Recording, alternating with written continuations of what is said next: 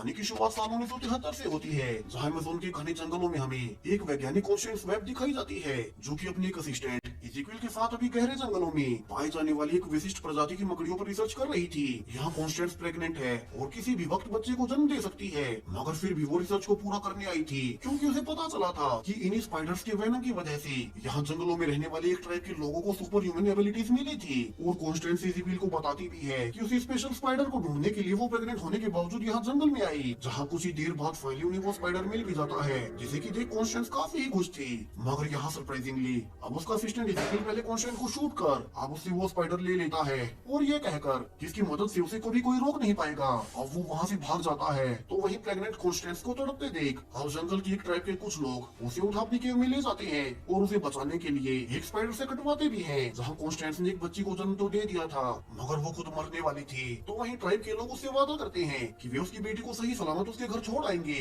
जिसके बाद कॉन्स्टेंस वहीं दम तोड़ देती है। अब यहाँ से 30 साल बीत चुके हैं, जहाँ साल 2003 में हमें केसी वेब दिखाई जाती है, जो कि कॉन्स्टेंस की बेटी है और अब पूरे 30 साल की हो चुकी है। दरअसल केसी एक पैरामेडिक है, जो कि अपने एक साथी बेन पार्कर के साथ मिलकर अभी एक औरत को हॉस्पिटल लेकर जा रही थी, ताकि उसकी जान बचा सके। जहाँ केसी जल्दबाजी में ड्राइव कर ही रही थी कि उसके सामने एक टीनेज लड़की मैटी एम्बुलेंस के सामने आ जाती है, जिसे कि केसी गुस्से में आगे से हटने को कहती है। हालांकि केसी ने उस औरत को बचा ही लिया था, जिसके लिए उस औरत की फैमिली मेंबर्स अब केसी और बेन पार्कर दोनों को ही थैंक्स भी बोलते हैं। तो वहीं उस औरत की एक स्टेप डॉटर जूलिया भी थी, जो कि काफी ही लेट हॉस्पिटल में आई थी। अब अपनी शिफ्ट को खत्म कर थकी हारी केसी अपने घर वापस जाती है, जहाँ उसी की बिल्डिंग में एक लड़की आनिया भी रहा करती थी। अब ये तीनों ही लड़कियां, पहले मैटी, फिर जूलिया और अब आनिया, इन तीनों के लिए केसी बहुत इंपॉर्टेंट होने वाली है, जो कि हमें आगे पता चलेगा। अब घर पहुंच केसी हमेशा की तरह अपनी माँ की पुरानी सामान को चेक करने लगती है, और आज फाइनली उसे उनका कुछ ऐसा सामान मिलता है जो कि उसने आज से पहले नहीं देखा था। और केसी जान पाती है कि वो अमेज़न के जंगलों में पैदा हुई थी, वहीं उसकी माँ किसी प्रकार के स्पेशल स्पाइडर्स पर रिसर्च भी कर रही थी। अब चूंकि केसी काफी ही थकी हुई थी, तो वो उन पर ज्यादा ध्यान नहीं देती और सो जाती है। वहीं अब अगले ही दिन केसी और बेन को पता लगता है कि हाईवे पर एक कार पलटी थी, तो दोनों ही उसमें फंसी एक औरत को बचाने जाती है। अब केसी ने उस औरत को तो निकाल दिया था, मगर वो खुद अंदर फंस जाती है और कार के साथ अब नीचे पानी में डूबने लगती है। मगर पानी में जाते ही केसी पा रही थी कि ज्यादा प्रेशर होने से अब उसे अजीबोगरीब विजन्स आ रहे हैं, और अब बेन के उसे बाहर निकालते ही वे सब गायब हो गए थे। मगर जब से वो पानी से निकली थी, केसी को काफी अजीब लग रहा था। उसे बेन के वर्ड्स पहले ही सुनाई देता थे, जो कि बेन बोल नहीं पाला था, जैसे कि केसी फ्यूचर देख पा रही हो।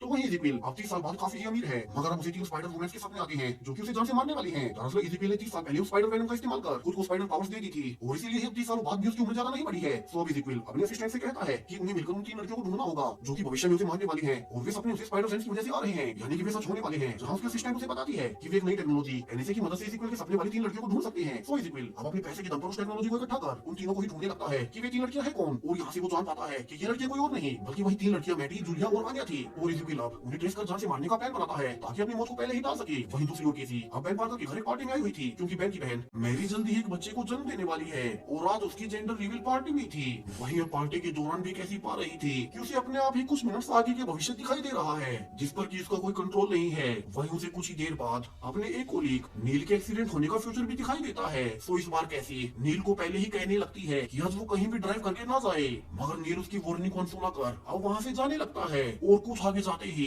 अब नील का वहीं एक्सीडेंट हो गया था, जो कि कैसी पहले ही देख चुकी थी। तो यहाँ से कैसी अब डॉक्टर के पास जाऊंगी सारी ही सच्चाई बता देती है कि किस तरह से उसे भविष्य दिखाई दे रहा है, और अब वो सच भी साबित हुआ, मगर वो चाहते हुए भी उसे बदल नहीं पाई। हालांकि डॉक्टर को ये सब कैसी का भ्रम ही लग रहा था। वहीं घर आकर अब कैसी को फिर से भविष्य दिखाई देता है कि कैसे कुछ ही देर बाद उसकी विंडो से कबूतर टकरा मारा जाएगा, मगर इस बार कैसी इस इवेंट को बदलने का ही ट्राई करती है, और वो पहले ही अपनी विंडो को खोल देती है, जहाँ से अब सरप्राइजिंगली वो कबूतर विंडो से नहीं टकराता और इस बार बच जाता है। यानी कि कैसी जो भी भविष्य देखती है वो उसे बदल सकती है, अगर वो सही समय पर सही कदम उठाए।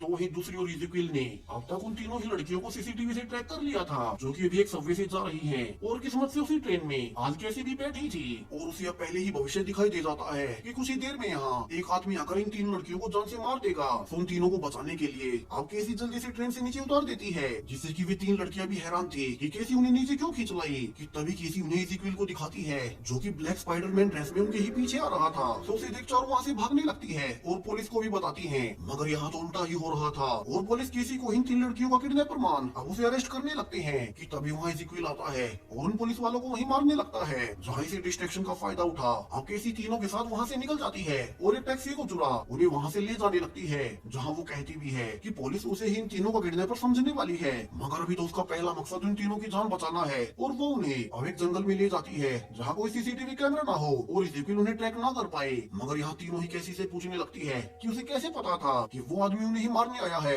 वही वो उन्हें मारना क्यों चाहता था। अब कैसी उन्हें सारी सच्चाई बता देती है कि पता नहीं कैसे, मगर वो भविष्य देख सकती है। हालांकि अभी तो उसे भी नहीं पता कि वो इन तीनों के पीछे क्यों पड़ा है। वही वो नोटिस भी करती है कि वो पहले से ही इन 3 लड़कियों से मिल चुकी थी, जैसे कि जूलिया उसे हॉस्पिटल में मिली, मैटी उसे रास्ते में मिली थी और आन्या उसे अपने अपार्टमेंट में दिखाई देती थी। अब केसी कहती है कि शायद से उसे अपने सारे ही सवालों के जवाब अपनी माँ की डायरी में मिल जाएं, जो कि उसे कुछ ही दिन पहले मिली थी और वो उसके रूम पर है। तो वो तीनों को यहीं जंगल में छुपे रहने का कहकर अब अपने अपार्टमेंट में उस डायरी के लिए वापस आती है। वही वो टैक्सी भी चोरी की थी तो वो उसकी नंबर प्लेट को भी हटा देती है और यहाँ से कैसी अब ध्यान से अपनी माँ की डायरी को पढ़ने लगती है कि कैसे उस स्पेशल मकड़ी के काटे जाने से किसी भी इंसान को सुपर ह्यूमन स्ट्रेंथ मिल जाती है, जहाँ उसे अपनी माँ के साथ जंगल में इज़ेक्विएल का फोटो भी मिला था और वो समझ जाती है कि उसी ने उसकी माँ को मारा होगा, जिससे कि उसके पास अब स्पाइडर पावर्स हैं।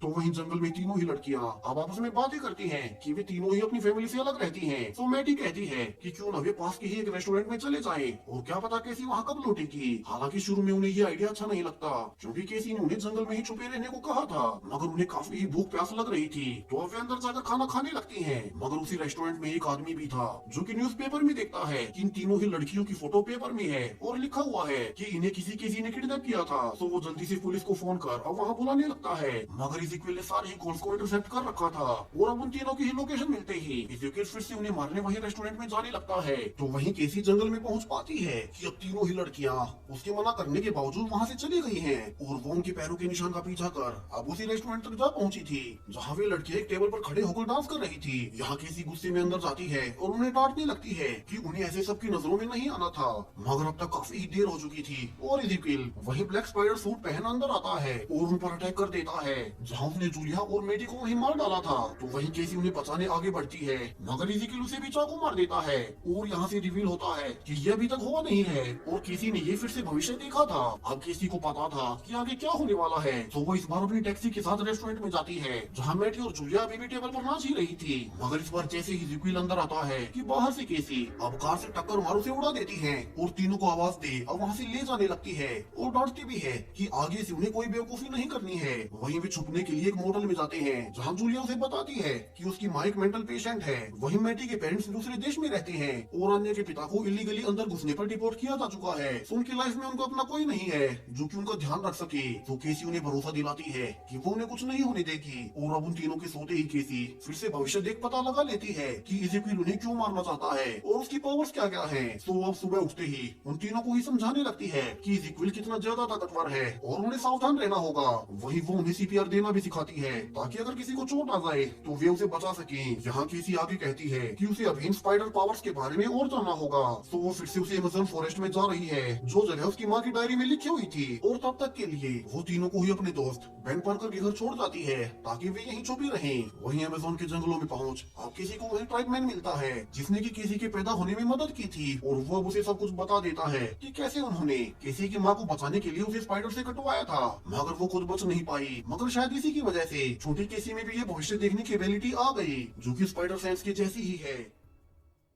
तो वहीं इज़ेक्विएल अब तीनों को ही ढूंढ नहीं पा रहा था क्योंकि वे तीनों ही घर से निकल नहीं रही थी। मगर अब एक रात मैरी को लेबर पेन होने लगता है, यानी कि जल्दी उसे डिलीवरी होने वाली थी। तो अब बेन मैरी को लेकर हॉस्पिटल जाने लगता है। तो वहीं तीनों लड़कियां भी उसकी मदद के लिए साथ आ रही थी, मगर ऐसा करके उन्होंने बहुत बड़ी गलती कर दी क्योंकि इज़ेक्विएल ने उन्हें एक कैमरा में ट्रैक कर लिया था और अब उसके पास उनकी लोकेशन थी। वहीं किसी बेन के घर पहुंच पाती है कि वहाँ तो कोई नहीं है और वे सब के सब प्रेग्नेंट मैरी को लेकर हॉस्पिटल गए हैं और यहीं से किसी को फिर से भविष्य दिखाई देता है कि किसी रास्ते में ही इज़ेक्विएल अब उन सभी तक पहुंच एक एक करके सबको जान से मार डालेगा। वहीं अब तक उन तीनों को ही रोड पर ही उलझाने के लिए इज़ेक्विएल ने कहकर सारी ही ट्रैफिक लाइट्स को ग्रीन करवा दिया था ताकि तीनों की गाड़ी जैम में उलझ जाए। और होता भी ऐसा ही है, जहाँ से अब इज़ेक्विएल उन पर ऊपर से बम फेंकने ही वाला था कि आखिरी वक्त पर केसी अब एक एम्बुलेंस को ले सीधा इज़ेक्विएल के ऊपर दे मारती है और वो बम बैन की गाड़ी से दूर जा गिरा था, जहाँ से केसी तीनों को जल्दी से कार से उतार अपनी एम्बुलेंस में बिठाती है और बैन को अकेले ही मैरी के साथ हॉस्पिटल जाने का कहकर अब उन तीनों को लेकर जाने लगती है। तो वहीं इज़ेक्विल अब एक कार से दूसरी कार पर जंप कर उनका पीछा कर रहा था, और जब वो उनके एम्बुलेंस तक पहुंच भी जाता है तो वे पहले से ही तैयार थी